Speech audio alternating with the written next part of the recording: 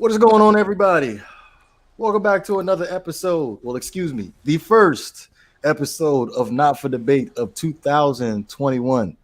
I appreciate everybody coming through. Be sure to go ahead and hit that like button, subscribe button, and most definitely share. I've got my guys here, Banks of America, Havoc, Shake Money, and also be sure to go ahead and check out and definitely subscribe to Havoc's personal channel. The No Pass is given. 2021, fellas. Tell me what's good. 2020 is Everything. over. That seems to be the best part about 2021 to me. Mm-hmm. But, hey man, it can't get much worse. So things are looking up. Yeah. I have an award to give out today, right? I have the Not for Debate Iron Man Award to give out, and I'm gonna go ahead You give and it to yourself. give this award. Not today. I'm gonna go ahead and give this award to Banks. He showed up today feeling under the weather.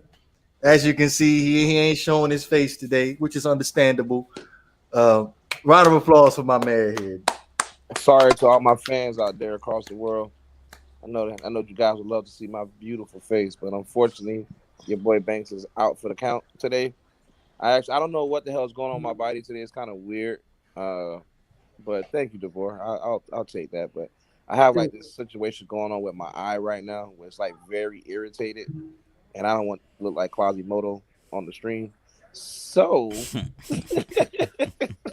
I had to address the rumors because you just gotta get some tussin. Just rub that inside the eye. But You're you good know to how go, man. bad I want to go to sleep right now, but I can't close my eye because it hurts. Man, I recently was listening to All the Smoke, and they had Amari Stoudemire on, and he was talking about when he had a detached retina, and after he had surgery, he had to lie face down 22 hours a day for 10 straight days. That's a pain in the ass. Sounds like it. Well, it's a little bit less of a pain in the ass when you're doing it in a mansion, Yeah, but still. you can't see anything. Yeah, you can't even see. I know you're in a dark room looking down all day. Right. Oh my God. That's not fun at all. A detached retina. Oh. Yeah, man. Old Boris Diaw in practice got him in the eye. You ever got scratch in your eyeball? Like I haven't. Thank goodness. Oh my God. Thank goodness I have you think not. a poke hurts? Ugh. You know, I think the thing is, when I was growing up, I played organized sports, but the only organized sports I played was baseball. So unless you catch a baseball to the eye, you're not really going to, get the pokes and stuff that you get from football or basketball. Right. But I did break my nose playing basketball, so that was fun. Right. I think probably the worst thing that ever happened to my eye was probably getting kicked in the eye with a Timberland boot. Wait, you getting jumped? Like how the hell you get kicked out with a Timberland boot, bro? Nah, like you know how like you play backyard football, folks just come out and just wear whatever, and dude just felt like he wanted to play football in his jeans and Timberlands, and it was a fumble. I forced it, by the way. I punched that puppy right out the dude's hand. And then dude turned around, swung that long ass leg, boom, got me right in the eye. You know what I hate? I hate it when people show up to like the street game, like the street football game or the street basketball game with nice clothes on, and then they want to change up the rules. So like, oh, y'all can't tackle me. Like, right. Man, if you're gonna play this game, you're gonna get tackled. You know the rules. It's touch on the street, tackle on the grass. See that's insanity. We don't play on the street. We play in the grass. Right. Okay. I mean, look, you grew up a little bit different than me. Played football everywhere, bro. It didn't matter where we played at. We played in the street mostly. We played on basketball courts, pavement. We played in rocks and dirt. We played in the middle of a hurricane once. Believe it or not. I grew up in Florida. I believe it. Yeah. Shout out to the Hearns in the house. Big Hearn and Jay Hearn. Now, y'all coming through. I'm reading what Big Hearn just put that Jay Hearn's eyeball fell out one time. I definitely, one of these days, I'm going to have one of you guys on the show and explain how your eyeball came out your eye. Also, thank you for confirming that y'all are not the same person. Appreciate that. You're echoing too, Shake, by the way. I think somebody got some feedback coming through. Yeah, I think he addressed it just now.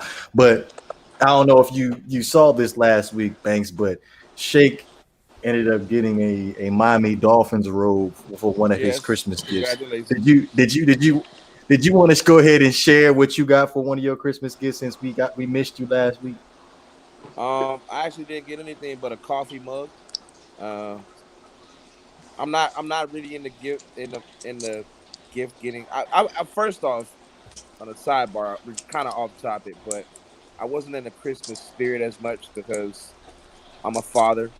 So as a father, you want to try to spend time with your kids. That would have been my ultimate Christmas gift, to be able to spend all time with all 5 of my kids at once. Would have been great for me. But unfortunately, I was only able to see my 3, which were from my ex-wife, and my other 2 I'm kind of locked in the custody situation right now. So unfortunately, I wasn't able to enjoy it. But the ex did buy me a coffee mug. This really, really big, gigantic coffee mug. I didn't ask for it. It was a surprise, but But the kids had fun. I mean, the kids had a great time. I got them there. I took care of Christmas this year. I took pride in it because the last 2 years, my financial situation was so bad, I couldn't afford gifts. So, Oh, now I feel bad. I feel like I gotta go ahead and get you a Christmas gift now. Did No, actually, no. My birthday is around the corner. So did Shake win the lottery or something that I don't know about? What Like the is hell something you got Moet in the is cigar? something is something happening that I don't know what's happening? Brother, you should save that cigar and that Moet until the Dolphins lose or win tomorrow. You might want to hold off.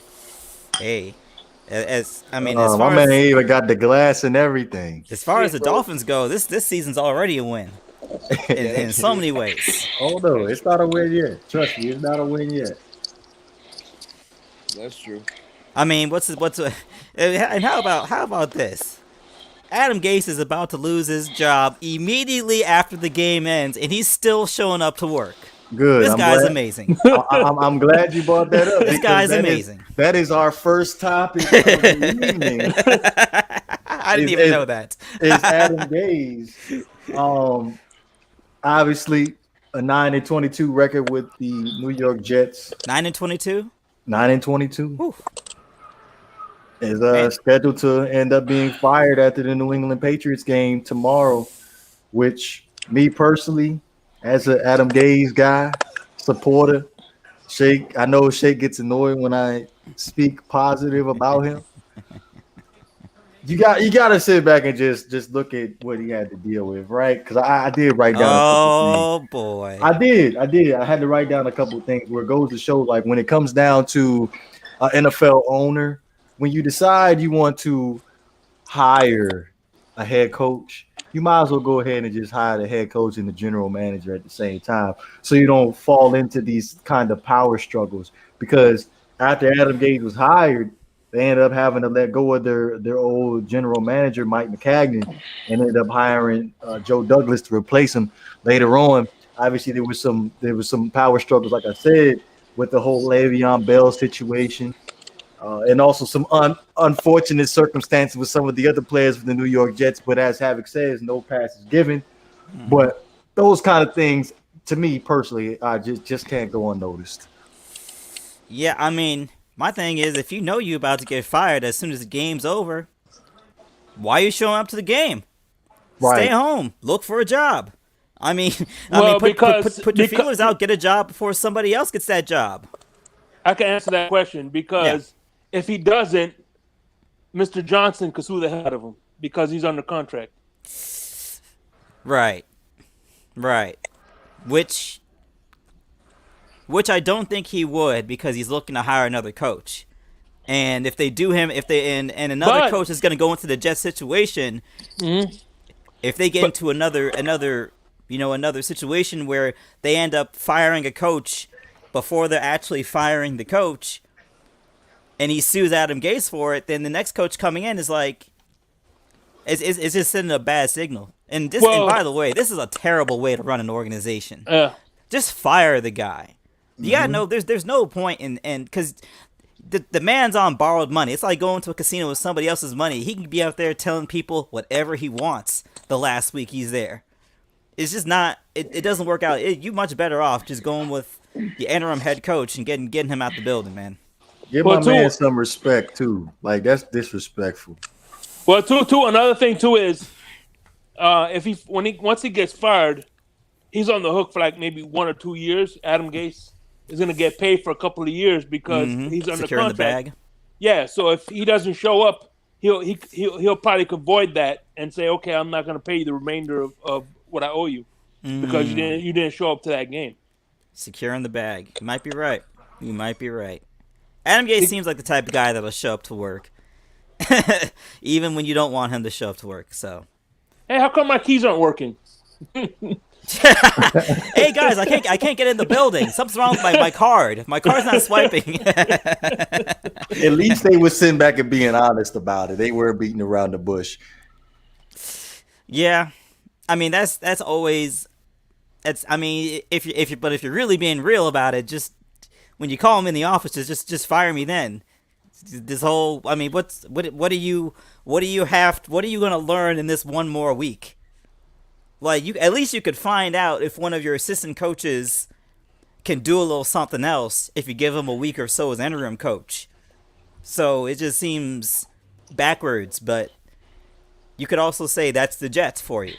That's right? exactly what I think this is about, though. I honestly think that whoever made the decision to let him go, if you pay attention to the last 2 weeks of the Jets directly, those coordinators, there's one guy in particular, their defensive coordinator.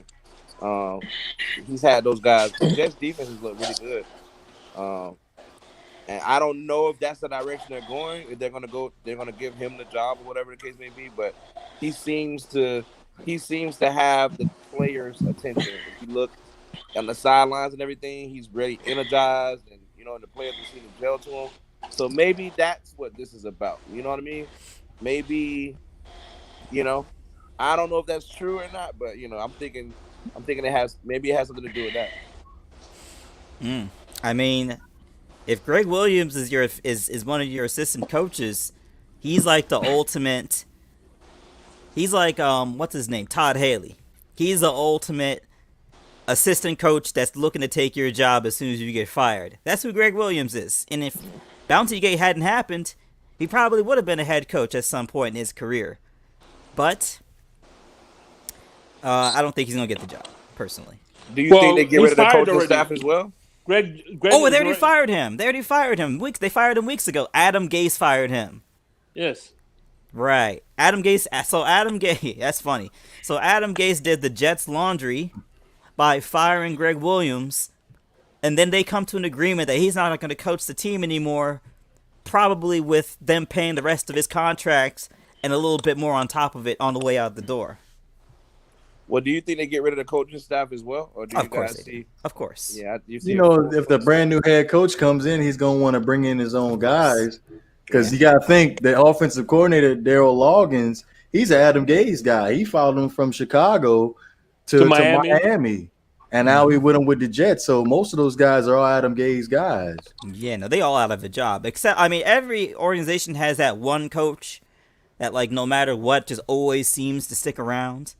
But yeah, no, the Jets are cleaning house, man. They starting off brand new. Well, like this, yeah.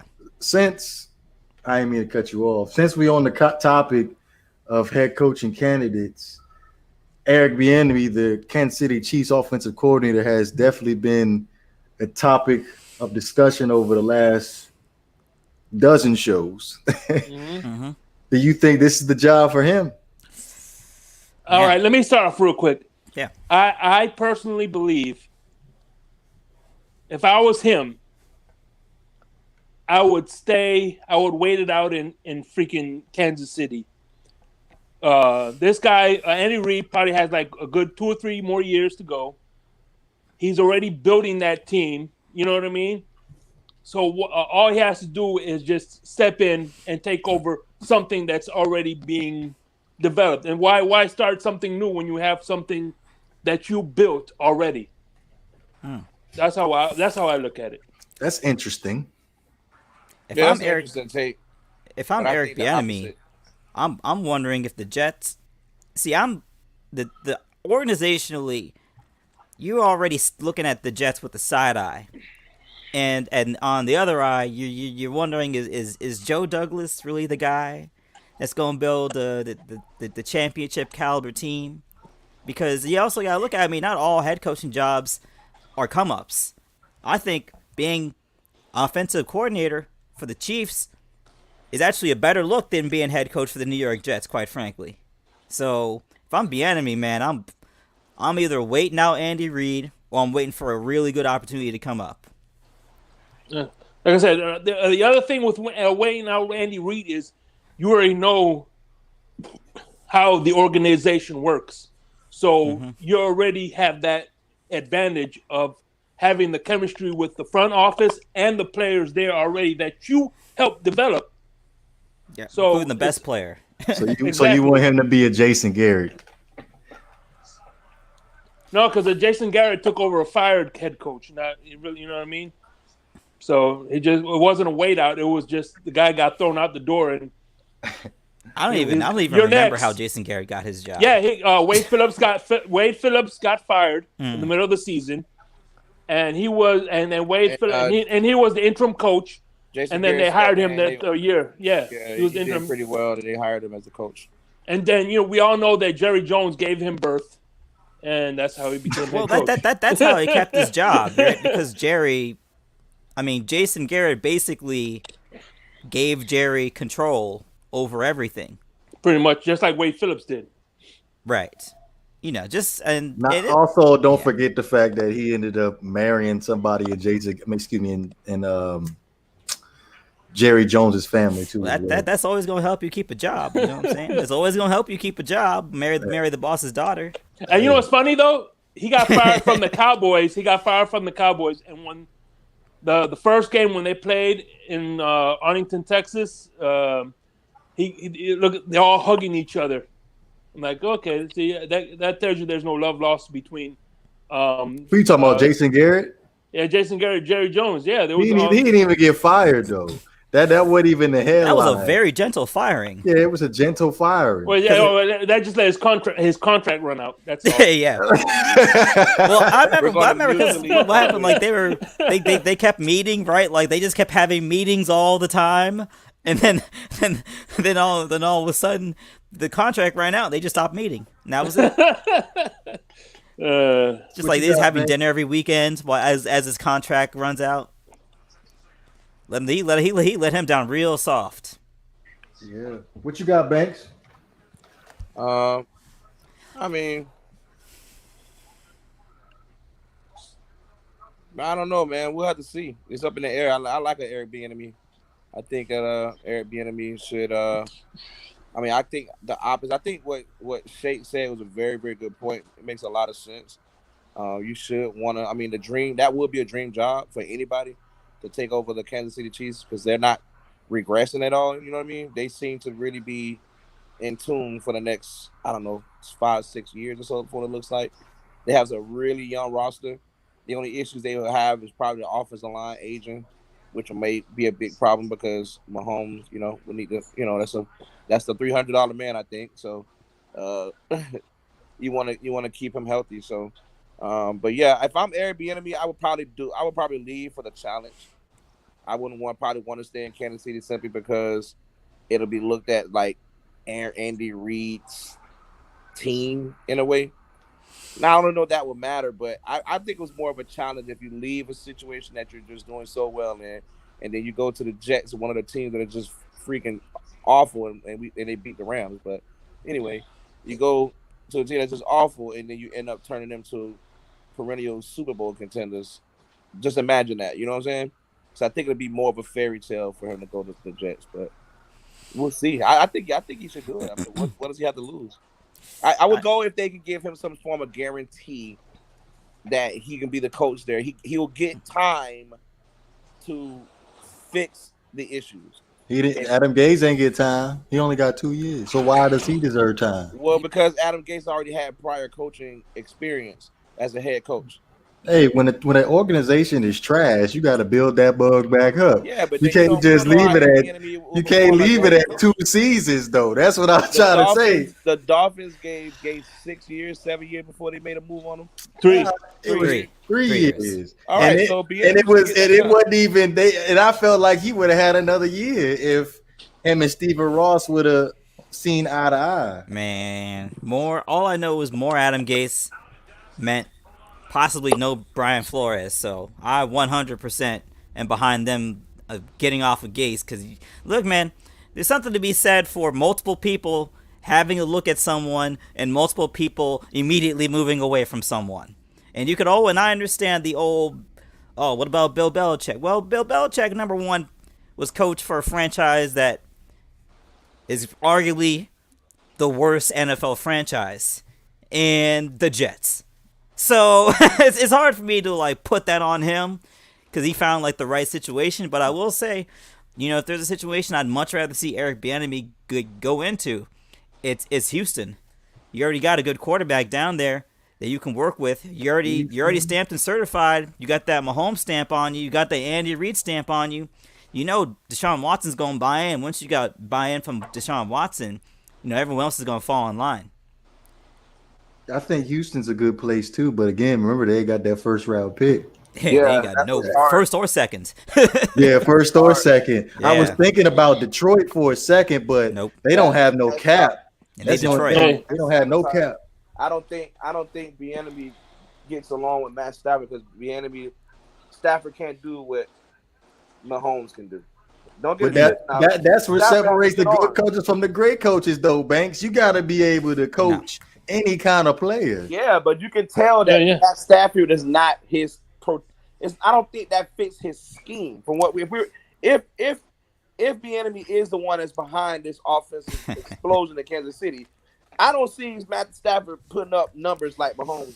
He's not mobile. He doesn't. He can't. He don't need to be mobile. Matthew Stafford. And he also doesn't have Tyreek Hill either.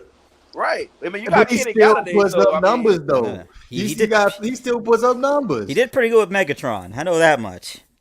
And if you look at Matthew Stafford's career numbers, I mean, it's there. Like he ain't no slouch. That boy can ball. No, he ain't no slouch. I'm not saying Stafford is a slouch. Stafford is the single reason why I picked Detroit to be competitive every year because I know he's a dog. He can ball. All I'm saying is I don't think if it came to scheme wise, he fits Bieniemy's scheme. That's just what I'm saying. That's all. I love Stafford. I love him. I mean, at the end of the day, a head coach can't coach up a GM. So and we're seeing it right now with the Rams. You can draw up all the pretty plays you want to, but if you ain't got the players, you ain't got the players. So let me just say this: I hate the term quarterback guru. Like I hate the term quarterback whisperer. I hate that term. It's the dumbest term ever. Because every time an offensive-minded coach gets a job, they're like, oh, well, he's supposed to be a quarterback whisperer. He'll fix this player. It's the dumbest term ever. Like, well, players play.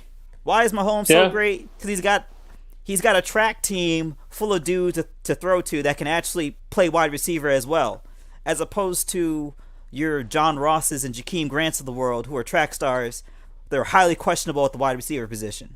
That's why Patrick Mahomes is so good. You mix that up with that Andy Reid sauce with a little bit of Eric Bieniemy mixed in, and you got magic. Of course, with Mahomes being the engine that runs all that. So I don't think coaches come along and all of a sudden have this magic seasoning that makes bad organizations good.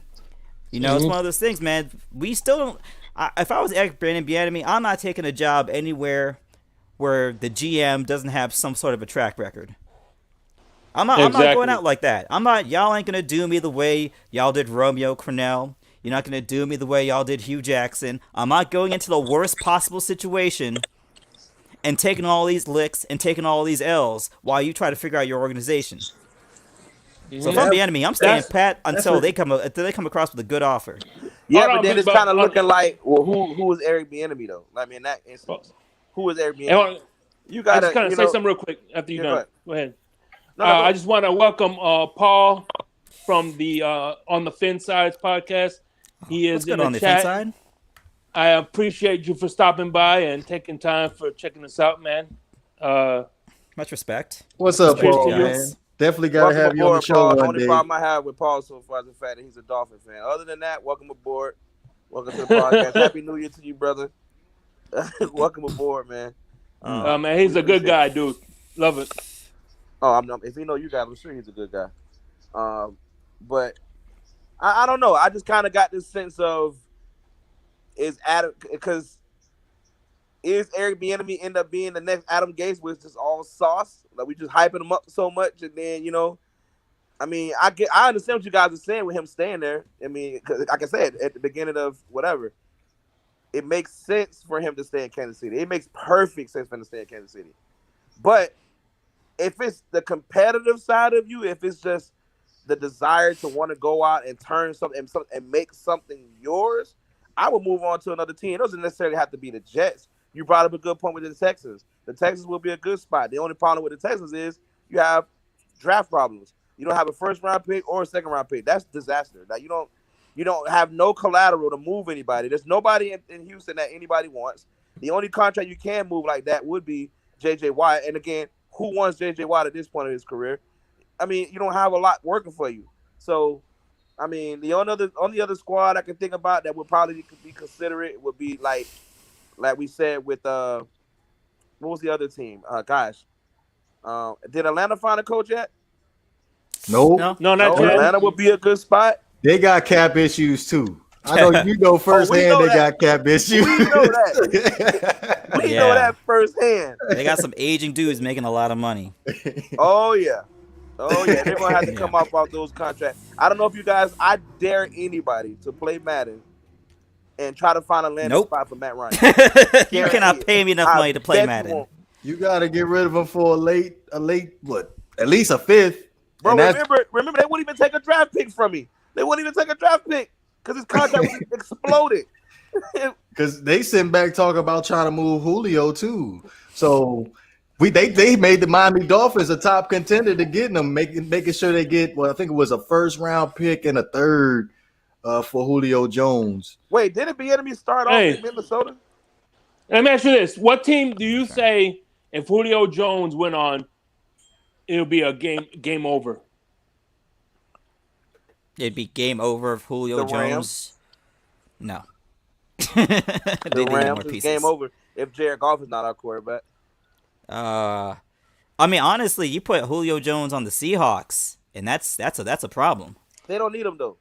Oh, but if you put Julio on the Seahawks, you put him opposite DK with Tyler Lockett in the slot. Man, that's a problem. The NFL they did that. I would hate the NFL. That is. That's like when Kevin Durant signed with Golden State. It's like, this ain't even right. Like, what is? How about Tampa? That ain't happening in Tampa. I feel like maybe you know what? Maybe Jacksonville, just because Jacksonville is going to be in position to actually take a quarterback of the new head coach's choosing. Nah. Yeah, but why would put him in Tennessee? Put him in Tennessee. Who? Bieniemy? Nah, put Julio in Tennessee. Oh, Julio. Oh, because he wants him with his man crush, Tannehill. Nah, I'm just saying. Look at the matchup though. Hear me out here. Hear me out here, because everybody's sitting back and selling out to stop Derrick Henry. But when you AJ Brown's a Pro Bowler though. But he ain't no Julio though. He ain't no Julio. Julio, you gotta roll coverage to Julio, and you can't keep seven people in the box to stop Julio. Julio beat a double coverage every time. I mean, look, it would bump them up a notch. They Super Bowl contenders. They Super Bowl contenders off break. They're already contenders. As long as Derrick Henry is Henry, they're already contenders. And Tannehill's Tannehill, right? Hey, Tannehill was good enough last season. Yeah, true that. If they didn't run into the Chiefs last year in the conference championship. So was Blake Bortles. Nah, Blake Bortles, he was holding the Jacksonville Jaguars back. But moving on, though. Yes. your most disappointing NFL player of Man. the 2020 season. I'm all fired up for this topic right Oh, here because yeah. my most disappointing player of 2020 is a man who actually never ever showed up to the Miami Dolphins. It was his evil twin brother taking his place because we never saw Jordan Howard, but we did see a player named Howard Jordan show up. Jordan Howard was MIA from day one because every time I looked on the field, all I saw was a fullback, which I thought was extinct in the modern NFL. But I saw a fullback, and I saw a man who did something I didn't even know was possible. I saw somebody with a lower yards per carry number than Kalen Ballage. Howard Jordan, my most disappointing player of 2020. Oh man, mine is, which it's most disappointing, but I'm happy at the same time. Cam Newton. I thought for sure that his life he was gonna he was gonna do a 180 like Randy Moss did in New England, and just you know he was good in the beginning of the season, and then after COVID he never recovered. I ain't gonna hold that against him though, because that is something tough to come back from. He also don't have nobody to throw to. Yeah, that's true. He ain't got nobody. Yeah, to but throw at the to. same time, when he threw the ball, it's like who was he throwing to? Because damn, it was nowhere. He was either hitting the floor, like it was like nowhere near the person that he was trying to throw to. Man, I mean, I hate to say it, but I think outside of being, well, maybe Derrick Henry, but outside of being the NFL's biggest running back playing quarterback, I mean, he very well may be transitioning into becoming a workout tape all-star, a workout tape all-pro, because you look at the workout is kind of similar to a guy like Jakeem Grant. You look at the workout tapes and it's like, wow, this guy is amazing. And then you look at the film and it's like, wow, this guy can't catch. So, to me, Cam's throwing problems have been on record for a number of seasons, and he hasn't gotten better in that in respect to throwing the ball. So, to be honest, I actually think Cam Newton had the season I expected of him, quite frankly. Banks. Yeah, everybody should know what my pick is definitely going to be. Jared Goff. I agree with all those picks. But yeah, definitely going to be Jared Goff for me. Losing him, I mean, I feel like at some point we should have just went ahead and started our backup quarterback at some point of the season instead of waiting week 17 when we need to win to get in. But you know, but yeah, Jared Goff for me, no doubt about it. Very, very, very disappointed. And because we had a promising season. And majority of all the losses that we have this year, I want to say maybe 4, maybe 5 out of those losses we got, those 6 losses, every one of them I put on Jared Goff. That's just me. I mean, it's just terrible how one guy can just set a team back. But I'm sure Dolphins fans know that. They've been dealing with quarterback issues for the last Dan Marino years. How long Dan Marino's been retired? Since what, 98, 99? It's been about 20 years. Yeah, so I'm sure you guys know all about it. But, considering the legacy of Rams quarterbacks and stuff like that, Jared Goff has not been able to foot the bill. And I'm ready to move on from him. I'm honestly ready for the Rams to make a decision on him. And I mean fast, because I'm not feeling him. And I would also probably put Matt Ryan in that mix too.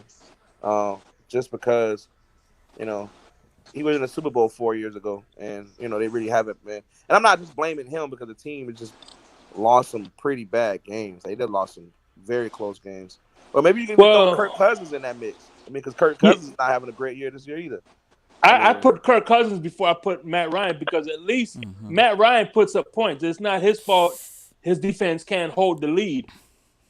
Yeah, that's true. Yeah, it's not. Also, Matt Ryan doesn't play special teams. And if you go back to the first game of the season, the Dallas Cowboys hit him with that onside kick, and the Falcons are like, so what are we supposed to do here? Like, nobody tried to jump on the ball. Like, they thought they had to wait till the ball passed 10 yards before they could touch the ball. Like, I don't know. disappointing. I think honestly, I think most disappointing player is an award that is specific to every single team, because every team has a most disappointing player. I don't know. I'm surprised nobody sat back and said Carson Wentz, because he said, Well, I mean, you but can who were the say Eagles before the season anyway? I mean, we didn't. the Eagles were favorites to win the NFC East. you could say Carson Wentz was trending that direction. Nah, Yes, like you you could. got to think about Yes, it. Like you could. he's a few years. It's been a few years. He was an NFL MVP candidate. Yeah, But that's exactly why I feel the way that I feel about it with Matt Ryan. so was Matt Cam Ryan Newton. was an MVP. So, Actually, Cam Newton was an MVP. Yeah, Cam he Newton actually- was the MVP, right? so But like it's bro. I don't know, man. I think these players have kind of got behind themselves a bit. Especially Jared Goff. I'm calling for me personally again. I'm calling for the removal of Jared Goff as a Los Angeles Rams quarterback. I want him gone. well, since you weren't here last week to answer this question for us, Banks, do you think NFL quarterbacks deserve long-term deals? No, because what the other players don't deserve long-term deals, but they just keep saying we keep finding ways to justify NFL quarterbacks getting long-term deals, but like all the other players can't get them. So why should they? No. Well, I think it's for the reason that you just said a few minutes ago. You said you personally put 6 losses on Jared Goff. That's why they get paid the most, and that's why they get the longest term contracts. Yeah, but then you Right. got players that are unique at other positions that are dominant too. But Yeah. if turnovers could kill a game, though. Just imagine if Jared Goff sat back and threw 3 interceptions in one game. That's 21 points. How many Going times the other how way. many times have guys like Adrian Peterson, for instance, we'll just use that as an example, have issues. They created turn. I remember Adrian Peterson fumbled like 3 times in one game once before. And now, of course, quarterbacks are more prone to turnovers because who has the ball in their hand more than anybody? Quarterbacks. I've also seen I've seen Adrian Peterson do things I can't even imagine. Right. But I mean, I will say I am 100% against saving general managers from making bad decisions. This is why you hire good people. This is why you try and hire the best possible talent, because you don't want to get into a situation where you give Todd Gurley the whole bag, knowing he's got a bad knee. He's only got about maybe 2 more seasons he can play at that caliber level. We've seen quarterbacks get injuries that are really severe too, and they end up getting monster contracts in the off season. I mean, we've seen this happen a couple times. We've seen quarterbacks also get ACL issues and stuff like that too. Sure. I get what your point is, though. I'm just saying to counter argue it. Like, remember that 12-year deal that this guy got, Donovan McNabb. He got a 12-year deal, man, and he didn't even play 6 of it. Yeah, and what did he get? What did he get out of that 12? Nothing. I mean, it's one of those things. I think particularly NFL contract, just look at the guaranteed money. Like if it's 5 years guaranteed money, but it's a 12-year contract, it's a 5-year contract. Right. Like look at NFL cornerback. Look at the cornerback position. Right, as cornerbacks get older, they're all mostly following the Darrelle Revis business plan, which is once you hit 27, 28, 29. Don't worry about long-term contracts. Just try and either renegotiate your deal every year, or just do 1-year contract to 1-year contract to 1-year contract. But you got to play at that level. That's a great point you made. But Darrelle Revis had total control over that because A, he was negotiating for himself, and B, he knew his worth. So True. A lot of these players, they're not in the position to, you know what I'm saying? It'll be kind of difficult for I don't know. Let's just give it. Well, Xavier Howard came out and said that he wants to renegotiate his contract when we just gave him an extension last season. We just gave him an extension. You guys are amping his head up thinking he's the best corner in the league. Now he believes it. But wait. We made him the highest paid cornerback in the league when we paid him, though. Can we save this conversation for like 2 topics from now? Go. Move on to the next topic then. Move on to the next topic. It's y'all fault. I'm not feeling sorry for Dolphins fans. You've been running your mouth all season about him being the greatest. I don't want to hear it. Yeah.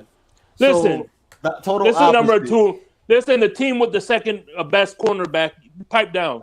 Shut up, Shake. Did you get your name in order Did you get your name embroidered on your bathrobe? All right, so we got the total opposition up here right now, right? So the most improved player in you guys' book for the 2020 season. Man, that's an easy one for me. I'm gonna give it to Alex Smith. Anytime you can go from almost getting your leg amputated to playing, oh, you won that award. You won that award.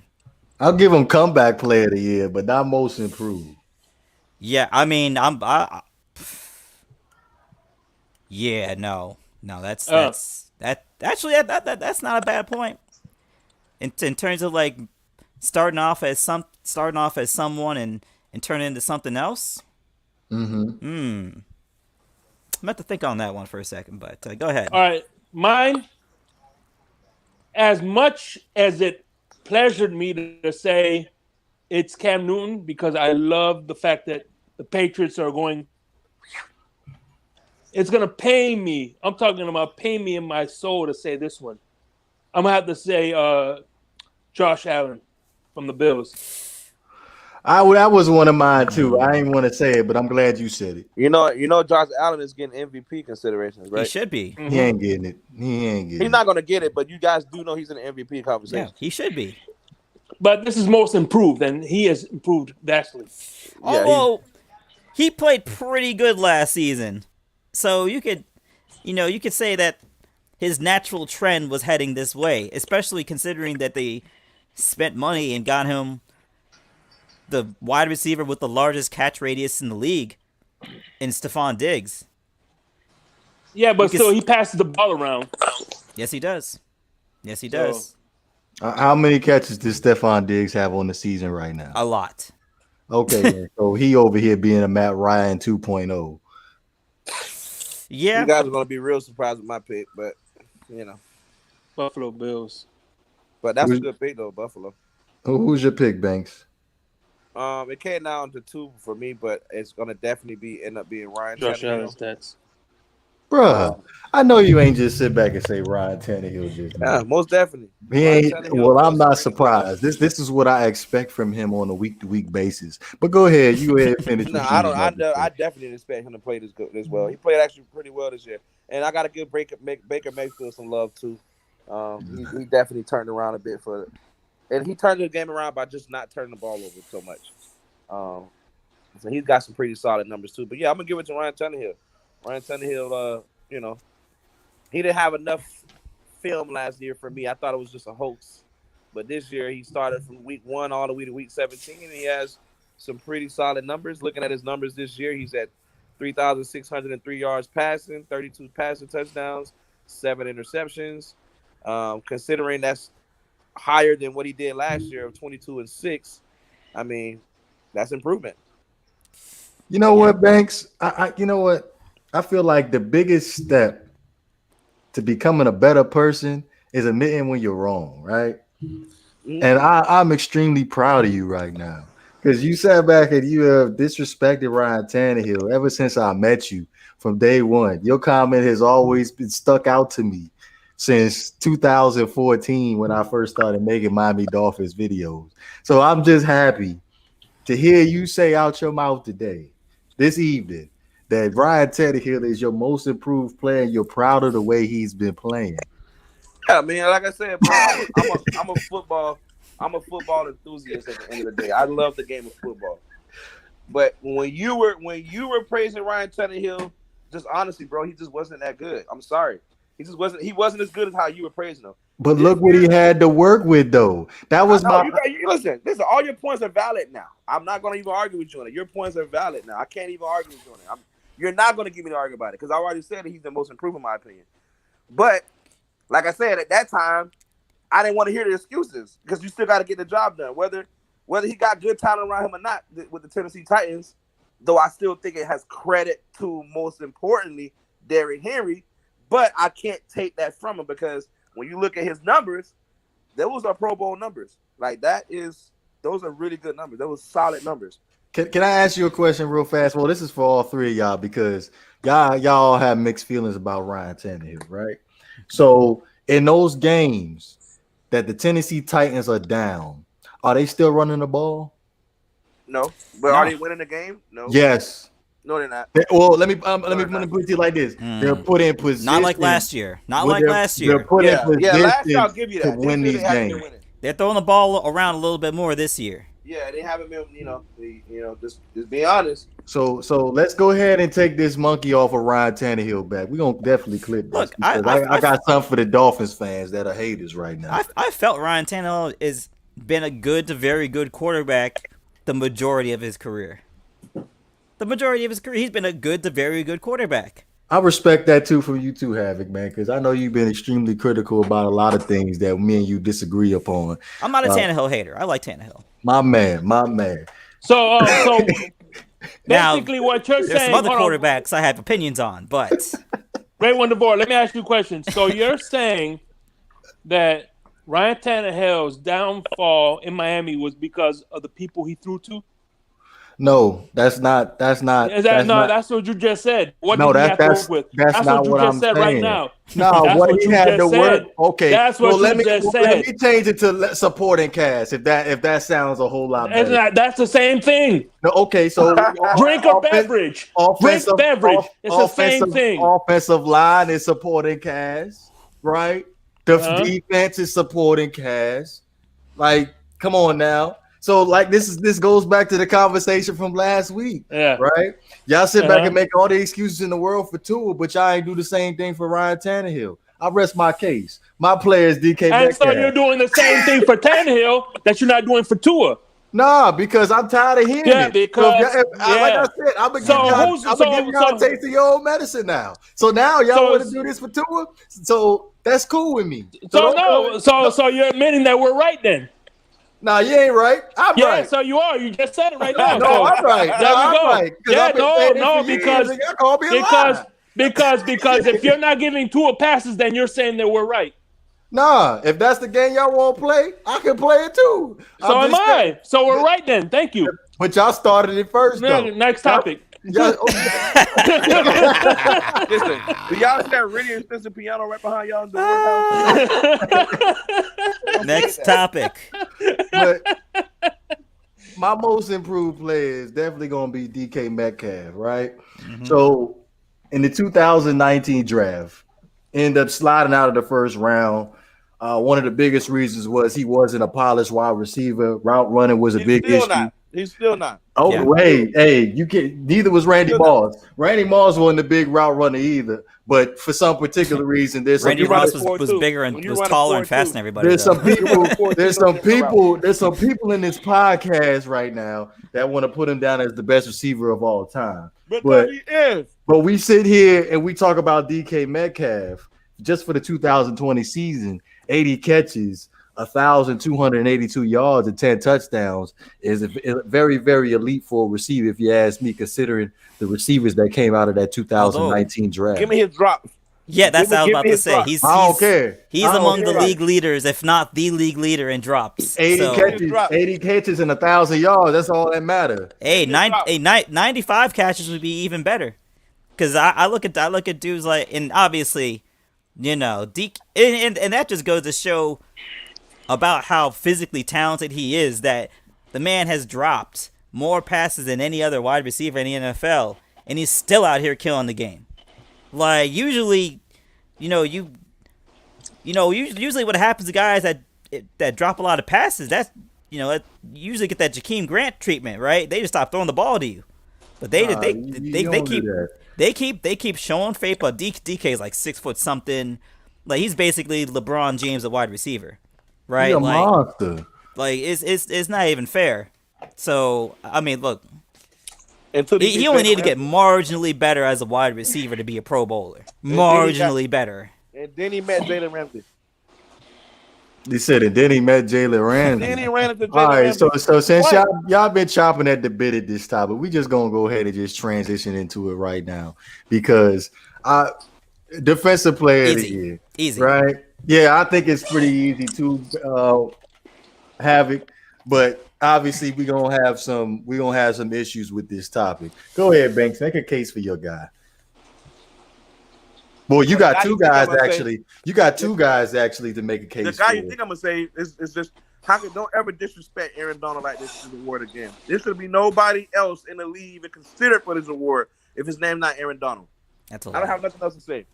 I agree with you 1,000% because not everything that Aaron Donald does is actually recorded statistically.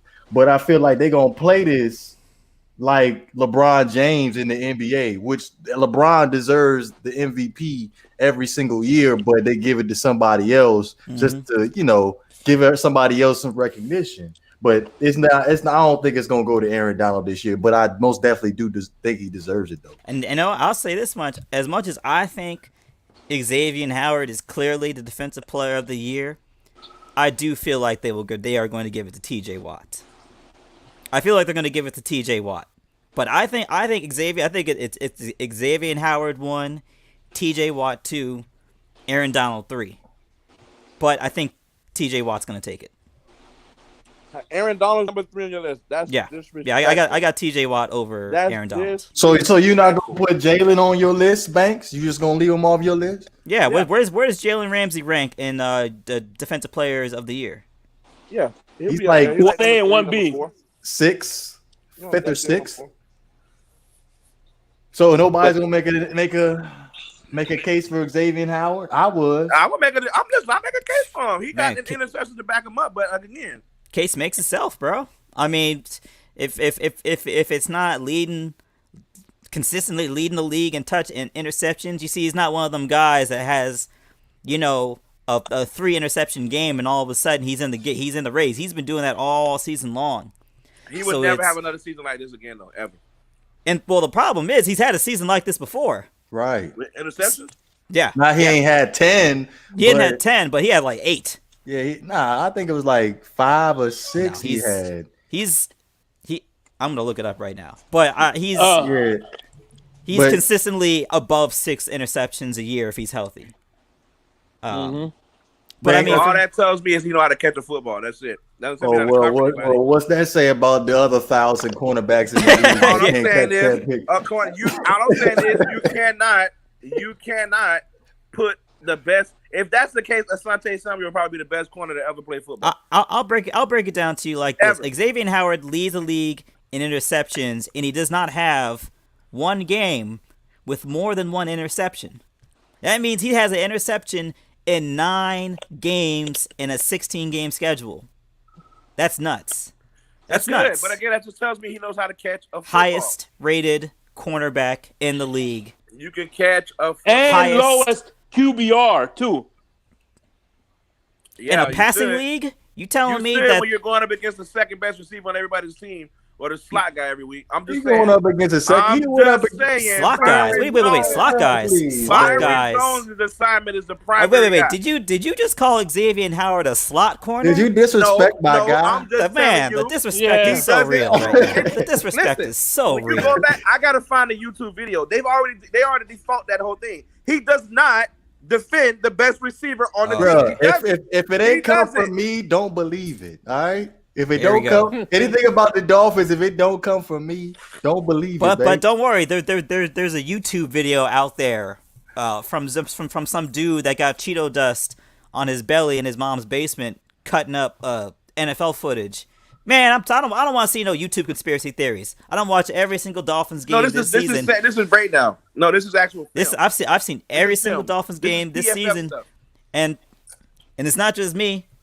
There's several other sources. Look at the Pro Football Focus rating on him. Clearly, look at the QBR rating. Pro Football Focus also says that he does not defend the number 1 receiver on the team. I'm sorry. Defensive Player of the Year. What you mean? He was defending DeAndre Hopkins in what week that was. Yes, he was defending him in that game. Byron Jones was the one that got burnt by Christian Kirk. So don't sit back and talk to me about no Xavier Howard not guarding the best receiver. Who else did he end up guarding the number 1? He got Tyreek a couple times. But we got 2 number 1 corners though. We have 2 number 1 corners. We got a number 1 and a number 2, and Byron's a number 2. But man, please, then play him like a number 2. Well, he playing like a number 3 right now. He playing like a number 3 right now. Yeah, he's not playing on no number 3, man. Get out of here. Now you're being disrespectful. Byron ain't playing like number 3. I'm not being disrespectful. I'm just keeping it 100. This is why I didn't want him to end up getting paid the amount of money that he got paid. Why you think Xavier is so upset about his contract? You went out and spent all this money on a Byron Jones because they knew just Byron gave Jones is the better corner. They just gave Xavier the contract last season. They just gave him an extension. But Havoc, look at it this way though. But Xavier Howard is leading the league in interceptions right now. Oh, he wants more money than Byron Jones. There's no doubt about it. Exactly, that's my point. Yeah. So you gave Byron Jones more money than Xavier Howard, but Xavier Howard is being a lot more productive than Byron Jones right now. Xavier Howard is productive because he's not don't listen to that guy in the right point. Don't listen to him, man. Don't listen to him. He don't know what he's talking about. Hate. I know he's a homer. That's what I know. He's not given the responsibility. It's just being honest, bro. He's not like Casey Hayward homer. or Jalen Ramsey or anybody else. He's not defending the best player on the field at all times. So when the cornerback opposite Xavier Howard in 2018, I believe was how many teams have two? Who was that? Vontae Davis? Something like that. So hold on. Ramsey was shadowing who? He was shadowing anybody. Oh, he was shadowing DJ. He was shadowing DK Metcalf. And we all know the number one receiver. The number one receiver on that team is not Metcalf. It's the other guy. Lockett. DK Metcalf is the number one receiver in that team. We know that. Lockett. We know that. Number one Lockett, bro. We know. No. Don't try to. Yeah. I know that. I don't try to. I know that. I'm just using your logic, bro. Nah. Don't do that. Don't do that. I'm using your logic. Don't do that to default the thing. I'm using your logic. I can't believe the disrespect that y'all showed Jalen Ramsey. I don't get it. I'm not showing him any disrespect. Up until this season, I didn't hear anybody in this chat. I didn't say he was a bad cornerback. We didn't say he was a bad cornerback. He's the number two. Number 2 is great. Number 2 means number 2 is good. Number 2 is good. Xavier Howard. See you out here talking about Xavier Howard. He's the number 2, baby. Come on now. That means he's the shit. I'm telling you, number 2. We found out how good number 2. We found out this year how good a number 2 quarterback can really be. And you see, and your theory doesn't hold up because he had 7 interceptions in 2018. Stop when the opposite side because your argument is that it's low hanging fruit because he's covering number 2 guys. But in 2018, when he was the primary cornerback and the guy that the opposite cornerback was Bobby McCain, he had 7 interceptions covering number 1s. Okay, so the argument doesn't necessarily hold up. During that era, what was his that cornerback era? rating? That was 2 years ago. Okay, so just tell me, 2 years ago, what was his Pro Football Focus rating with that information you just gave me? What was his rating? Do you honestly think I can pull up Pro Football Focus from 2 years ago? I don't have a subscription. I'm going to win the argument with that point alone. Hey, babe. We're talking about today. We're talking about today. We're not talking about 2 years ago. We're talking about today. Man, here we go. We're talking about today. Man, y'all full We're talking about now. Y'all are mismo. We're talking about now. Ahora mismo, compadre. Hoy. Estamos hablando de ayer. Estamos hablando de hoy. Poquito español. Oye. Get him. Oye. Don't you be talking to me like that. Don't be talking to me like that. Banks no tu sabe. Yes, tu poquito español, papo. Can I say something real quick, Banks, though? Because I feel like Jalen Ramsey has been surrounded by excellent pass rush throughout his whole career. I just want to point that out real fast before we. That's a good point. You bring it up, but what you're telling me is what is a defensive lineman supposed to do? Get after the quarterback. What is the cornerback supposed to do? Shut the receiver down. That's exactly what Jalen Ramsey does. More so times than not, Jalen Ramsey has eliminated the best receivers in the game. Eliminated. Except I'm gonna give you the rundown real quick of Xavier Howard, who he ended up having to go up against, right? So I'm gonna go ahead and exclude the first 3 weeks. Oh, what are we excluding, sir? If you want to talk about the New England Patriots, they don't have a number 1 or number 2 or number 3. I'm gonna take out Jacksonville because DJ Chark didn't play that game. So only real argument you have is Buffalo, but I know Xavier Howard didn't check Stephon Diggs that game. That was unfortunately between Noah Benogany and who's the other guy? Nick Needham. Nick Needham. Mhm. So really, we sit back and talk about Seattle. I saw Xavier Howard check and DK Metcalf that game. San Fran, again, they didn't have a number. They didn't have a number one that game. The Jets ain't have a number one. Would you say who's your number one for the Rams?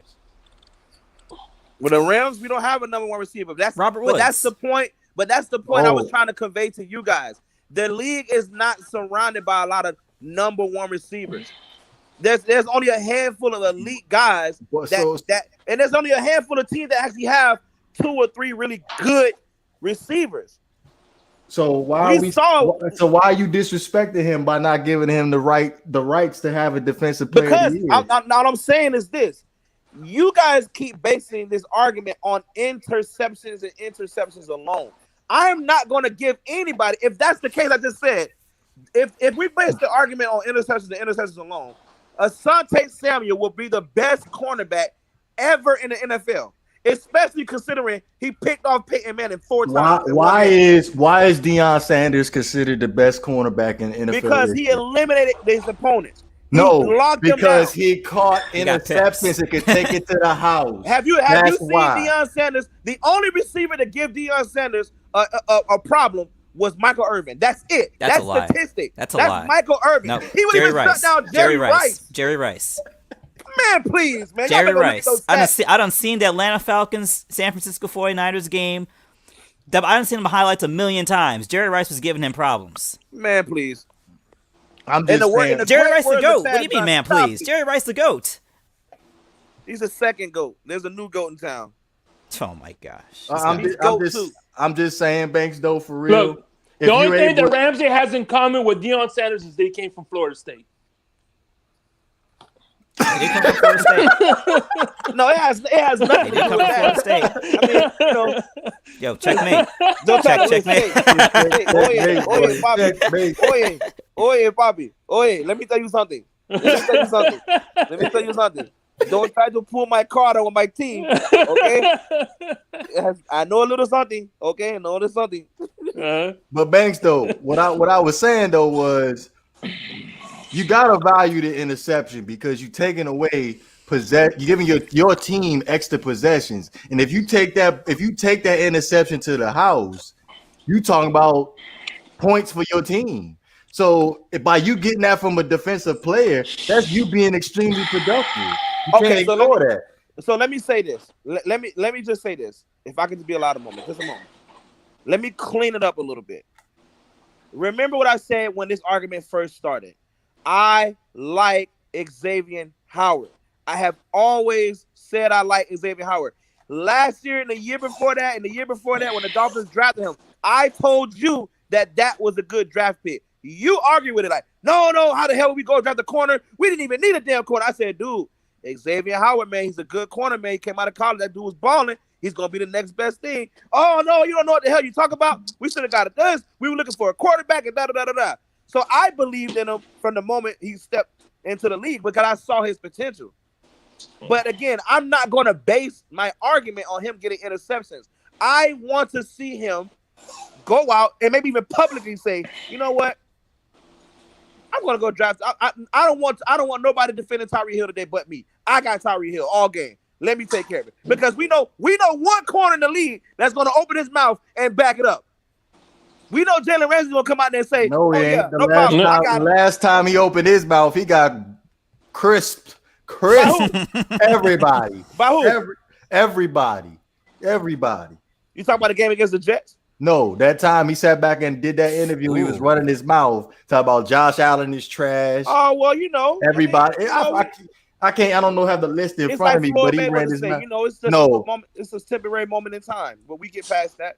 Yeah, we definitely got past that. That sure humbled him up real quick because you don't hear him running his mouth the way he is, but he was back then. Listen, Xavier Howard deserves to be in a defensive MVP conversation. Deservingly. He did his thing. The interceptions matter. But all I'm saying is, to me, interceptions don't make you the best cornerback. That's all. That's my entire argument has just been that alone. That's it. That's the only thing. And now with the whole thing coming out recently about defending number 2 receivers. But credit to him, he had a great freaking season. Like, how many players can say that they had that many amount of interceptions in the season? Not too many. So he's doing his thing. What's the record for interceptions? In the season? I think in the season, I think it's 14 or 15. 14 to 15. So yeah, he definitely not gonna get that. But I think the last time you saw a cornerback end up getting at least 9, I think that was Carlos Rogers with the Niners in the 2014 season. So it's hard for a corner or any defensive back to end up having that many interceptions. So you got to give it to him at this point. Right. But then again, I'm not gonna give anybody in the league a defensive MVP award over Aaron Donald. This is not happening. That's just not happening. What Aaron Donald does in the trenches and the dirt, that's the most physical part of the game.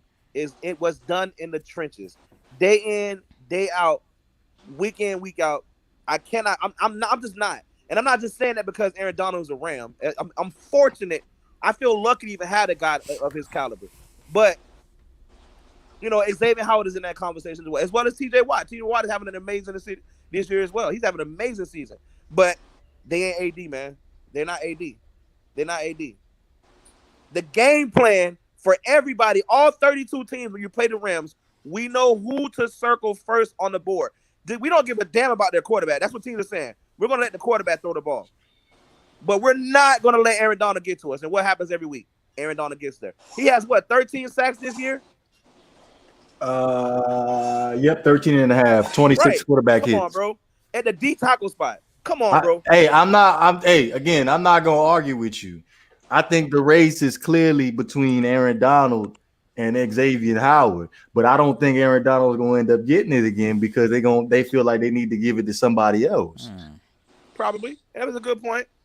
That's a good point. You made a great point with the LeBron James comparison because truthfully LeBron should be MVP every year, but it was hard for me to say that because I'm not the biggest LeBron fan, but me either. I got to give credit where credit is due.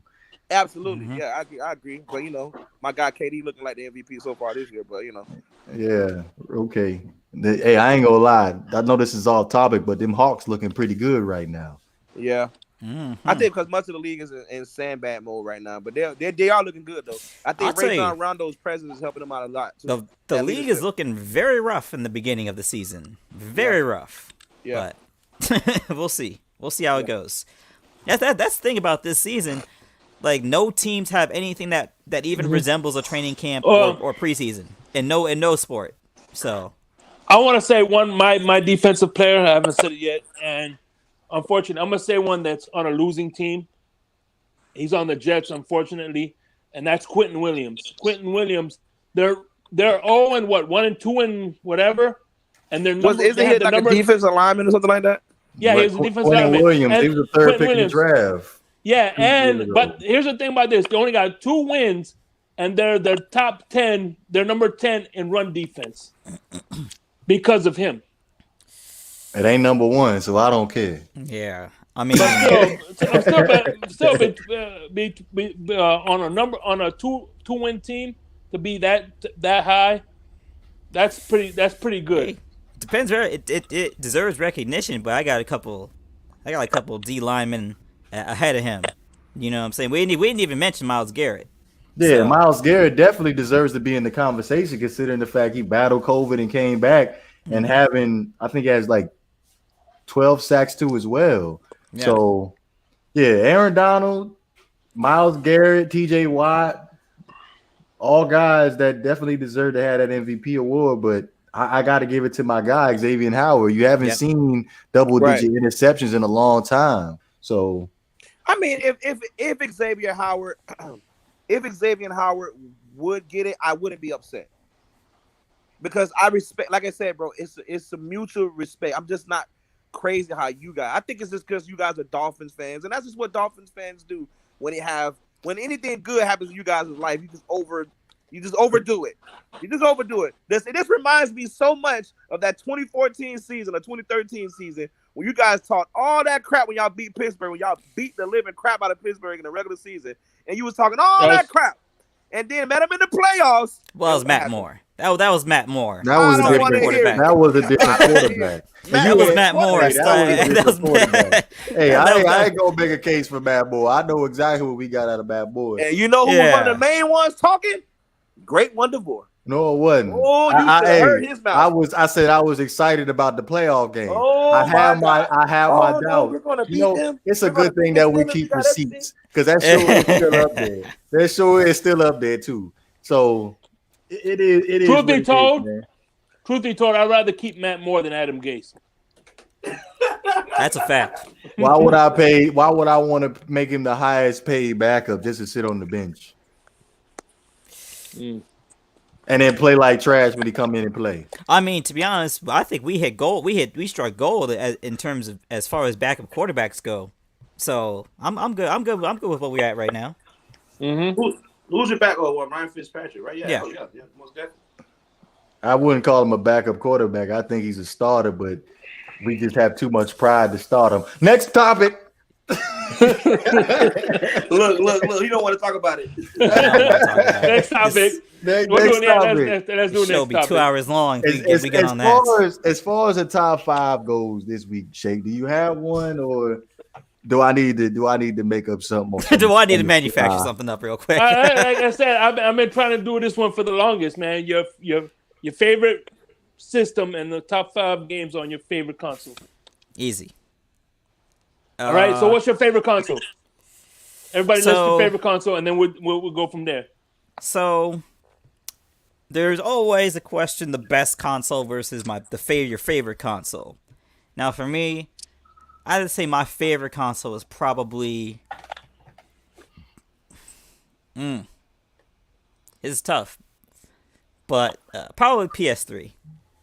Probably PS3 because the PS3 had my favorite games, had the majority of my favorite games on it. And in terms of best games on it, I mean, you got Mass Effect 2, which is already 2 of my top 5 games right there. Vice City. Mm-hmm. You got That was PlayStation 2. that was PS2. Okay, then even then, Grand Theft Auto 4. Let's see what else. It was probably the last console to have a good simulation football game, NCAA 14. I still have that game. Love it. Still One of my favorite games of all time. By the way, really quick, since you said that, have it, I gotta acknowledge I don't know if you guys have been keeping up with NCAA 14, but they have what's called the NCAA revamp. Where the mod? Yeah, I've the mod, seen the revamp mod. Oh my god! I've seen the mod. The mod looks great. Oh my god, bro! They updated the uniforms. I mean, bro, The players. it's amazing. The players, it looks great. I can't wait to download it. Mm-hmm. Now I can make the argument for PS3. Wait, what was your console though? What was your console? Havoc, It's PS3. Before you continue, Havoc, Yeah. these games that you're saying right now, Yeah. you can get the exact same ones on another console made by Microsoft. So, I Yeah, don't no. know. Ever since I had to turn in my Xbox 360 4 times, I don't mess with Microsoft products anymore. But Let's stay, bro. But the PS3 hasn't let me down yet, so I'm rolling with them. But I mean, for me, it's either PS3 and the Dreamcast has a soft spot in my heart. I love the Dreamcast, but You can pick one system. All right, you go over here stealing my. I'll pick the PS. I'll go with the PS3, man. That was the golden age of gaming. You All go right, so ahead and now, stick with that. or what's yours? What's your great one, DeVore? I gotta go with the Dreamcast. Ain't nothing beating the Dreamcast. That's still but Dreamcast didn't have a lot of titles though. Like they had a lot of titles. Well, you could do a top 5, right? You could do a top 5 for that. Most so definitely, I could do a top. I could do a strong top top 5. I could do a top 15. Mm-hmm. That's a strong top 5 for Dreamcast. How about you, Banks? What's yours? Mine, shit, bro. It's so hard because I love that original. I love the Xbox 360 and I love the 64. Like this shit is hard. It's tough. I'm gonna go with 64 though, bro. All right. And I'm gonna do SNES. So we got all four. We all four got different systems. And by the way, my favorite PlayStation 3 game, hands down, is Arkham City. That was fun. No, That was fun. Arkham City was Batman. That was fun. Yeah, Arkham Oh City yeah, that game was Batman. good. All them Batman games are fun. That's a multi-plat. That don't count. That's a multi-plat. I can't count that. That's All right, not- Metal Gear Solid. All right, you get that. You get that. Metal Gear Solid for the win. You definitely get that, but I bet you can't name 4 All more. right. I got one. God of War 3. God of War 3. I mean, you God of can't War. argue with God of War, man. God of War is pretty. I haven't been able to get into that, to be honest with you. I feel it's kind of repetitive, but Uncharted. Oh man, definitely that's that's my favorite game. Actually, it's a tie for me. It's a tie for me. The Last of Us. Definitely. Yeah, I was gonna say, what about the last one? So those are my babies right there. Those are definitely my babies. So I'll even throw in the MLB The Show in there, man, just because it's something that Xbox doesn't have. That may be the best. That may be the best sports game out here right now. Is MLB The Show? Are you stating your top 5 right now, Havoc? Or Nah, man. Look, I gave up, and they were throwing out the titles. oh, my bad. Do your thing, man. Do your All thing. right. So let's get started. Havoc, what's your top 5? What's your 5th overall game? Now that we got your system. And it is true to the Mass Effect point, because Mass Effect did come out on Xbox 360 first, actually. But it doesn't matter. But Yeah, the hell they do. If it's No, multi no. If you played on if you played it on PlayStation 3, then that's your favorite. So I'm gonna say I'm gonna go with Last of Us. I'm gonna go with Uncharted. I'm gonna go with Metal Gear Solid. I'm gonna go with Grand Theft Auto 4 and Mass Effect. So there you go. I can't believe God of War. you just put Uncharted at number 4. You put Last of Us at 5. Oh, in no particular order. That was in no particular I was order. about to say I'm about to kick you off for disrespecting my kids right there. That Those was- are my 2 favorite games right now. That was in no particular order. All right. Banks, what's your top 5? Well, again, it was 64, so I'm gonna go with WWF No Mercy. Hell yeah. I'm gonna go with Pokemon Snap. That was my game too. Me and my cousin used to play that joint back in the day. We had to go to sleep at a certain time. He had to leave the console on. At nighttime, I covered the console up with a towel before his mom came in there and saw that Yeah, joint on. be careful with that though, because you move that cartridge while it's in there, you're gonna mess the game up. Oh yeah. And one of my the funniest things I used to love to do was I used to love to watch Kane, get Kane or Undertaker, and I put him in Shawn Michaels moves, and that shit was so funny. Or I made him a diva, like do the diva things. Yeah. You know what I'm talking about? It's so evil, and then you see him doing HBK signatures and shit. And Yeah, that was funny as hell. 007 GoldenEye. Hell yeah. Banjo Kazooie. Man, and then one more, man. I mean, there's so many, man. That was so nostalgia, bro. Like, Nintendo 64 has so many games, man. I'm gonna just throw one. Mario Kart. Yeah, Mario Kart. Yeah, I'm gonna throw Mario Kart in there. You ain't gonna put in Zelda. You ain't gonna put in Smash Bros. Oh man, you know what? I'm sorry, bro. No, I gotta take Mario Kart out. I gotta put in Zelda: the Ocarina of Time. That's one of the greatest games of all time. Yeah, that's actually my favorite game ever. Hell yeah, it is. Time. Yeah, Ocarina of Time is the one. Ocarina of Time is one of the best games ever made. Hey, Banks, me and you right here. Yeah, that game comes up in everybody's top 10. Man, It's we like number couldn't 4 or be 5. friends growing up. I'd probably walk away from you if I saw you playing something like that. What, Ocarina of Time? Yeah, I can't. Boy, Damn. You are bugging okay. out. Boy, That. you walk around with that slingshot, making it do what it do. Hell yeah. Yeah. You tripping, boy. So what? So Devore is like one of them dudes that got Zelda in the Metal Gear Solid case, huh? You don't Yeah. want no one to know you playing I Zelda. don't want to play that, mommy. I ain't even play. I wasn't a Nintendo guy growing up. I was always Sega, and then moved on to Xbox. I was never a Nintendo guy unless I went out and got the Game Boy Advance, and that was it. But I don't think any other console is better than the 64. I was always a multi-console guy. Yeah, So I always had Nintendo laying in the cuts. It's like joining the gang. You either go with the Crips or the Bloods. That's how that joint go happen. Well, you can't play both sides. Nah, the hell you can't. As long as Target is taking all money, Yes, I will be, because the problem is you can't lean on Nintendo so you can only lean on Nintendo for certain types of games. Like, there's certain games that are you're never gonna see Grand Theft Auto on Nintendo ever. So No. you always gotta have something else on the side. Yeah, they got the party favorites, man. You know how that is. Family Yeah, they got the favorites. Smash Brothers and the Yeah. Mario, anything Oh Mario my God, we related. didn't even talk about Smash. Whoa, bro. I brought that up to you. You left it out your top 5. I was doing you a solid to put that Smash crap Brothers. Zelda Well, my up out top of there. 5 is solid though. Like you got to go with Pokemon Snap. That game was dope. Yeah, I ain't gonna argue with you about Pokemon Snap. All I'm asking you is to remove Zelda out of there and put Smash Brothers. No, in. because Oh, you yeah. can't. How disrespectful is it? How could you not put Zelda Ocarina of Time in there? That's like Listen, Zelda's in Smash Brothers. right. Like you I ain't never picked him. and also I will say, I mean, I'm no disrespect to Banjo and Kazooie, but I'm gonna have to put Star Fox in that slot. yeah, look at that. Star Fox. Listen, bro, you bring it back. See, look. It's not fair. Nintendo 64 was not fair, bro. Yeah, but It yeah, just Nintendo not 64 fair. was It was had not some fair, bro. had some titles. Bro, it's not fair. Mission Impossible. Whew. They were dropping the game every week, it seemed like. Do you had- remember getting the cheat code books? And you go to the Oh, back yeah. of the page, and Nintendo remember 64 them cheat joints. code page would be like 4 or 6 pages. Do you long. remember Game Genie? Yeah. Oh yeah, that Oh, hell joint yeah. was dope. On that Yes. Sega Genesis, I had the book for that too. You see, this generation don't know nothing about Game Yeah. Genie.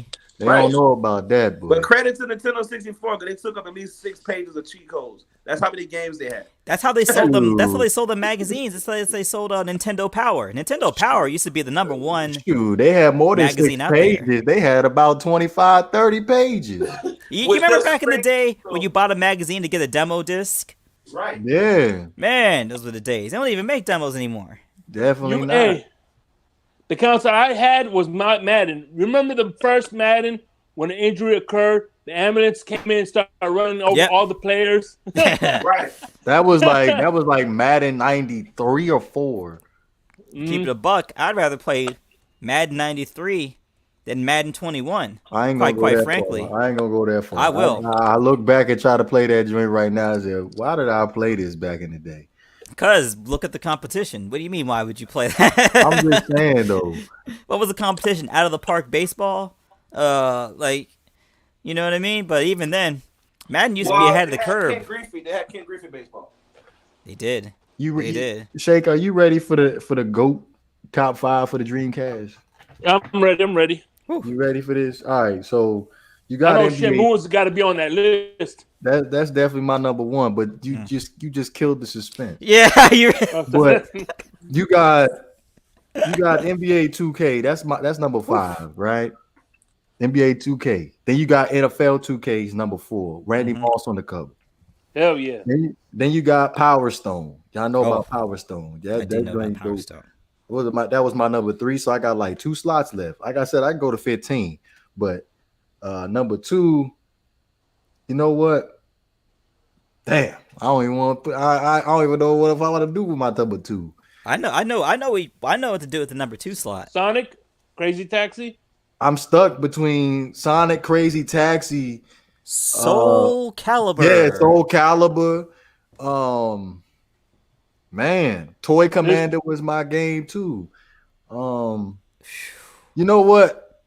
We about to just end up going with Sonic. We just gonna keep the tradition going with the Sonic, making that joint 3-dimensional. That was a great game. And Yeah, it then was. number 1 is most definitely gonna be Shenmue. Like definitely a game. Talking about that Sonic was- Adventure, correct? Yeah. Chaos Yes. Emerald and I would prefer if I Open could world put Sonic. Sonic Adventure 2 over Sonic Adventure 1. no. Shenmue was ahead of its time. I'm telling you right now. Definitely, like 100%. That joint, Banks. Did you know that joint was taking up 80 megabytes of memory on the memory card? That was damn near the whole memory card. That was the whole memory card. Yeah. Yeah, I remember Shenmue being a big title. I just never played it. I Man. know that it was a great game. I remember Never playing Shenmue. I remember going to my little construction job, working that little forklift, moving them boxes, Bruh, going like, to the yeah. bar afterwards, heading I home, fell man. in love with that joint, man. Like I That fell game was in amazing. love with that. My brother used to hate me playing it all the time, hogging up the Dreamcast. My father used to hate me playing. Well, that don't forget game. about Jet Set Radio either.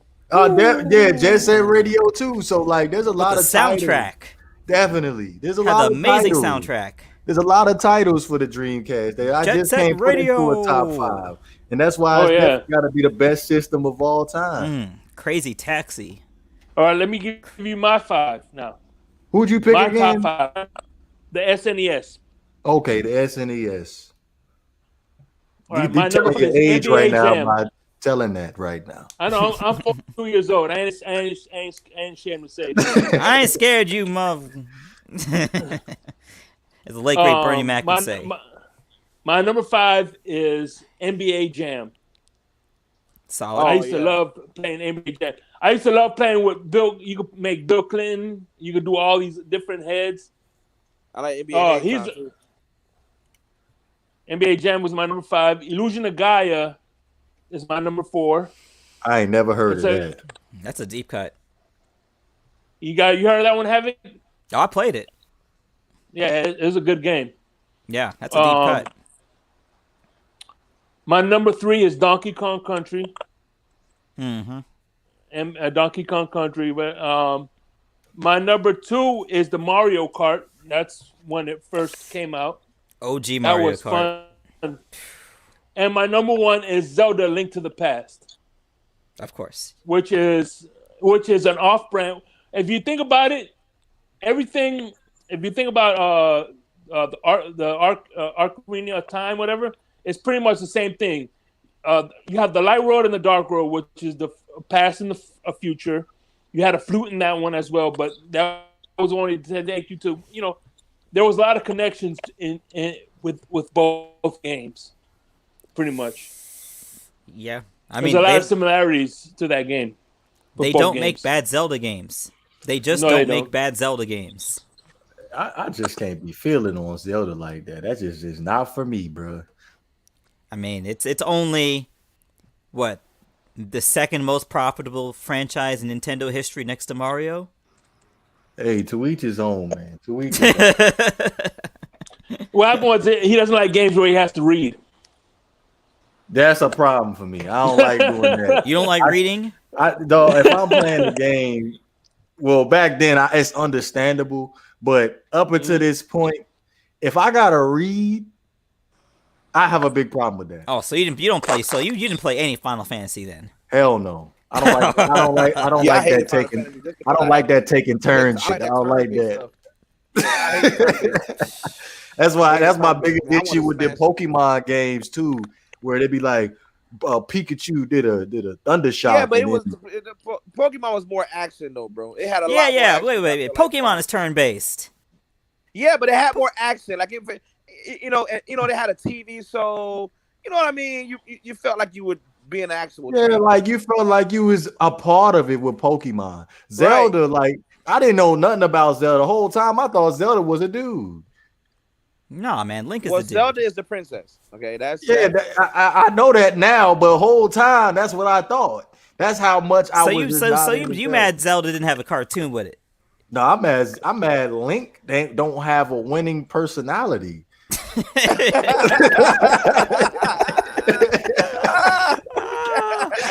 Link is kind of, bro. That's so disrespectful. You gotta clip that. That is very disrespectful, Link. Bro. That's so disrespectful, bro. Although, quite frankly, Link ain't gonna do anything to you. Link's not gonna do anything to you. Link doesn't have the smoke like that. You know what I'm saying? Mario got to be the biggest losers in gaming industry. You can't lie about that. What we at the point now where Nintendo is making secondhand consoles right now. It's funny. They gave up. They're not even letting Mario chase after the princess anymore. They just gave up on that storyline. Like the last good competing console that they had was the GameCube. GameCube was nice though. Man, that little ass disc. GameCube was very nice. I remember they was neck and neck. Nintendo, Microsoft, and Sony were neck and neck at that time. What system you rolling with? GameCube, PlayStation 3. Nintendo, PlayStation 3. Nintendo was behind Microsoft and Sony at that time. By the time the console wars started, because they didn't have the technology, and the problem was Xbox came out with Halo, and Nintendo didn't have an answer for that.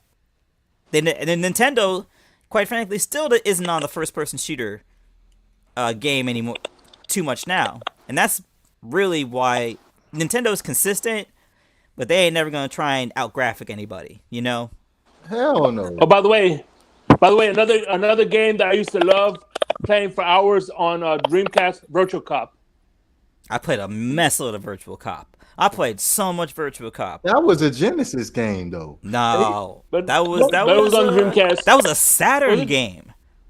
But it was on the Oh, Dreamcast too. Yeah, it was Okay. on the Dreamcast. It was on that Sega collection. Yeah, I played that on Saturn, I think. I that like Virtual I Cop. like that Virtual Cop. I really You, do. you ever played in the arcade with a pedal? Nah, I ain't played in the arcade. Ooh, it was even better in the arcade, man. And Yeah, almost drank the whole bottle. speaking of Dreamcast, we didn't even bring up Virtua Fighter. So Dreamcast runs Dead deep. or Alive. I think I like Dead or Didn't Alive. better. Dreamcast have? Oh hell yeah, Dead or Alive.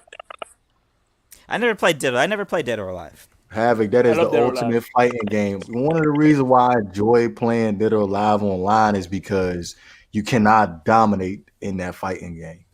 It's a rock paper scissors fighting based game where there's a counter for everything. So not one person could dominate the whole game. Tiny I feel nuts. I feel like a new player could win some matches easily online just because of how it's based off of. I mean, for me, the ultimate fighting game is Street Fighter 2. Oh, they gotta step up how they present it as far as dimensions wise. I love Street Fighter. I mean, I can't play fighting games anymore because these 12-year-olds, the hand-eye coordination it's too sharp for me. Yeah, I can't play it either. I ain't gonna lie. I tried playing Dragon Ball online. That didn't end well for me. I couldn't get a hit in at all. Let me tell you, when I was down there in Miami, I went down to a gaming competition because I was playing FIFA at the time a lot. And they had a Street Fighter tournament. I walked in there. There wasn't a person under the age of 16 participating in this damn I walk in there. I walk out in 5 minutes. I'm like, man, I cannot compete with these 14-year-olds. The thumb speed, it's just too much to overcome. I'm pretty sure he messed up your whole confidence. That's probably why you don't be playing them kind of games no more. No, I don't play online, bro. I stay my butt offline. You ain't the only one. Yeah. Not to toot my own horn, but I think I'll be able to, at least get out the first couple of rounds in a Madden tournament if they had one. Well, when I was in college, every weekend there was, you play Madden in the rec room, like every Saturday, and it's a good way to win some money, right? Especially when you go to culinary school and you got a bunch of people who can't really play Madden. So, but I will say that was in college. I was still fresh, still had good thumbs, but start cooking for 15 years and tell me how your thumbs. Talk to me about your dexterity after that. Definitely. Hey, all I know is with Microsoft, there's a joke that says, "Can you imagine if Bill Gates had $1 for every problem that Microsoft had?" Oh, wait a minute, he does. Yeah. And I used to be a Microsoft guy too. I had a 360, but after that third time I had to turn it in, I was like, I cannot do this anymore. I ain't gonna lie, that regular Xbox is a winner too. Like you had that unlimited memory on that joint. That thing was huge. Yeah, it was. I only got that. I think I got that for Game for the Shenmue too. Yeah, for the Shenmue 2, and then you could hold your music up on that joint. PlayStation wasn't doing that Havoc. I never got the Xbox. Oh yeah, when you play Grand Theft Auto, it will go to CD and you can play your own music. Yeah, you can play your own music. I just remember the Xbox had a big ass controller. Nah, you talk about that first joint. I would agree with you on that. That yeah, that's what I'm talking about. The first Xbox. Yeah, it was the Dreamcast on steroids. Yeah, they came out with a controller after that, and they made the joint smaller. I like the 360 controller a lot, quite frankly. That's how big the new controller was for the regular Xbox. I can deal with that, but that original Xbox controller, I was like, cause I was a PS2 guy, and I was like, yo, why is this double the size of a PlayStation controller? Yeah, I hope they fired that dude, whoever decided to come out with that big ass controller. But you guys got any final thoughts before we close this thing out, man? As always, Appreciate the opportunity to come on here, express myself, and you know what I'm saying. Rest in peace to quite possibly the greatest lyricist of all time, MF Doom. R.I.P. to you. Remember all caps when you spell the man's name. Yeah. And as always, shout out to Zumunda. And I like to say, I don't always talk trash about head coaches, but when I do, it's Adam Gase. Stay thirsty, my friends. He is unemployed. What you got for us, Banks, man? Yeah, man, the same old for me, man. Appreciate you guys being on. Appreciate everybody coming by. Again, happy New Year to everybody, man. Look what we made out of a pretty shit year, excuse my language. But it's only looking up from us. We all have goals. Make sure you guys continue to support the channel. Subscribe, like, comment, share. Don't forget, no passes given. Stop by Havoc's page throughout the week, daily content. Stop by, show some support. If you guys ever stop by Havoc's page and you're from the Not for Debate podcast or anything else, just shoot Havoc a nice little message, man. We all trying to get it out here. So we all support each other's hustles. That's what brotherhood is all about, man. Special shout out to my mom, my grandmother, and my uncle and my aunt. They found out they had COVID. So I've been really down about that. Just kind of worried, but they're doing well. So appreciate you, DeVore, man, as always, brother. And one last thing before I go. I appreciate you again, Jay Hearn, for sticking with us through last year, and we hope to see you moving forward into 2021. Thank you, Jay Hearn. Appreciate it, man. 1,000%. Most definitely appreciate Jay Hearn. Now, real quick, we is currently sitting at 62 subscribers right now as far as this podcast is concerned, right? So we are in the year of 2021, brand new year. I'm obviously expecting big things. I'm pretty sure you guys are expecting big things as far as this podcast. So what my goal is for 2021, I gotta go ahead and put out my New Year's resolution as far as the podcast is concerned. Right? I'm thinking I like to aim big. You win big too. Quote the late Paul Walker for that. All right. I'm looking at. I live my life a quarter mile at a time. He was in take. That was Takers. Actually, Vin Diesel said that. Yeah, Vin Diesel said that. Yeah, but my quote is from Takers. Okay, that's what's up. But as far as like my New Year's resolution, as far as this podcast is concerned, I'm probably thinking about like 2,000 subs by the end of 2001. I'm gonna go ahead and 2001. What the hell you thought us? What the hell we in a DeLorean? Hey, like you said, bro. The hell are we in a DeLorean? It's bet big, win big over here, man. It's bet. Yeah, big, but why are we big. going back in time? Like 2001. What'd you say, Banks? Why are we going back in time? You said 2001. I said 2000. No, you said 2000. And either way, it still generates. My bad. We going into 2021. Yeah, man, we ain't going back. 2021. He's like, no, I said 2000. That's even worse. I said 2000. We in 2021, and the goal is 2,000 subscribers by the end of 2021. Excuse me, I had a lot of 2000s on my head, so that's the goal. Right? Okay, that's what's up. Are we on board with that goal? Do you think we can accomplish that? I'm on board. I think we can. I'm on board with that goal, and I'm happy to if we're going back in the year 2001. Oh no! Now I feel like y'all ain't never gonna let this go after we close. So the top 5 for next week is what are you looking forward for in Y2K, right? Like, is the internet for real or not? That was funny. My New Year's resolution to the show is I will come up with more characters every Saturday. Every Saturday there'll be a new different variation of Shake. Okay. That's what's up.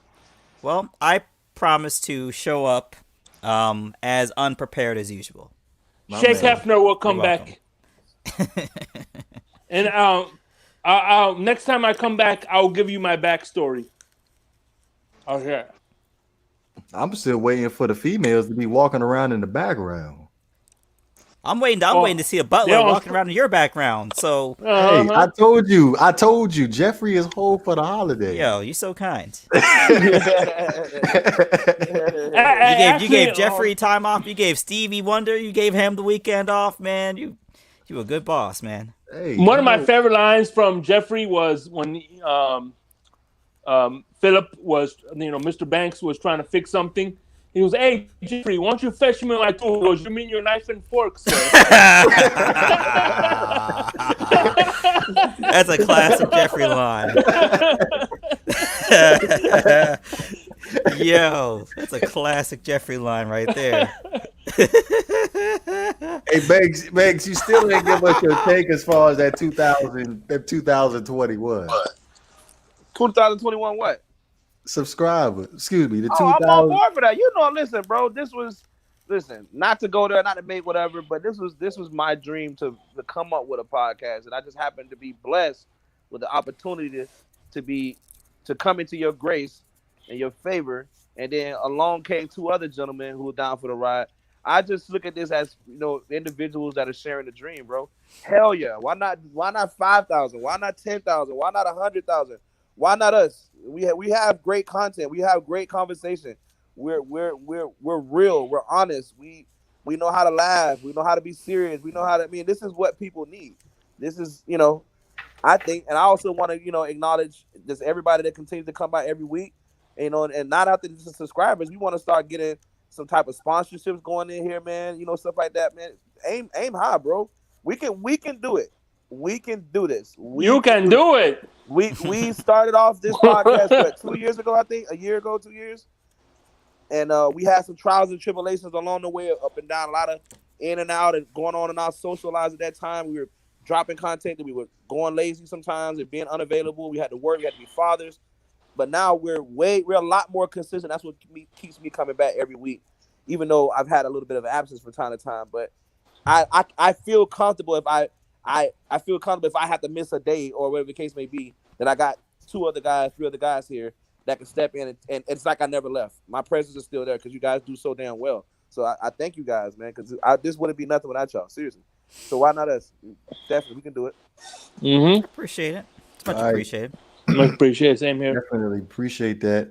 Also did want to shout out to the chat because we got a lot more people in the chat this go around as far as 2021.